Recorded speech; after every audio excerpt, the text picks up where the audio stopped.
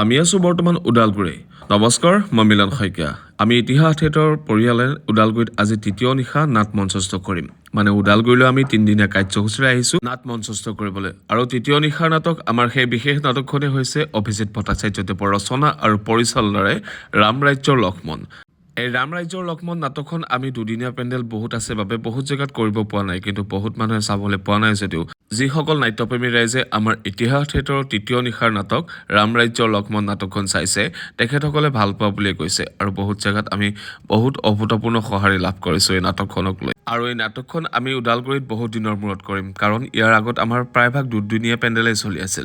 আমি 3টামান কণ্টিনিউ দুদিনীয়া পেণ্ডেলেই কৰিলোঁ। দুদিনীয়া পেণ্ডেল কৰাৰ পাছত আজি আমাৰ 3দিনীয়া পেণ্ডেল, মানে আজি ওদালগুৰিত আমাৰ শেষ নিশা। আৰু শেষ নিশাৰ সেই বিশেষ নাটকখনেই হ'ব ৰাম ৰাজ্যৰ লক্ষ্মণ। আৰু আজি আমি শেষ নিশাৰ নাটক কৰাৰ পাছত কাইলৈ আমি যামগৈ বেলেগ এটা জেগালৈ। আমি কাইলৈৰ পৰা নাট মঞ্চস্থ কৰিম বৰঠেকেৰাবাৰী। আৰু যিসকল ৰাইজে এতিয়ালৈকে আমাৰ ইতিহাস থিয়েটাৰৰ নাটক চাইছে, আপোনালোকে আমাৰ নাটক চাই কেনেকুৱা পাইছে কমেণ্ট কৰি জনাবলৈ নাপাহৰিব। আৰু যিসকল ৰাইজে আমাৰ নাটক চাম বুলি ৰৈ আছে, আপোনালোকে কোনটো জেগাৰ পৰা আগ্ৰহেৰে ৰৈ আছে আমাক কমেণ্ট এটা কৰি জনাবলৈ নাপাহৰিব।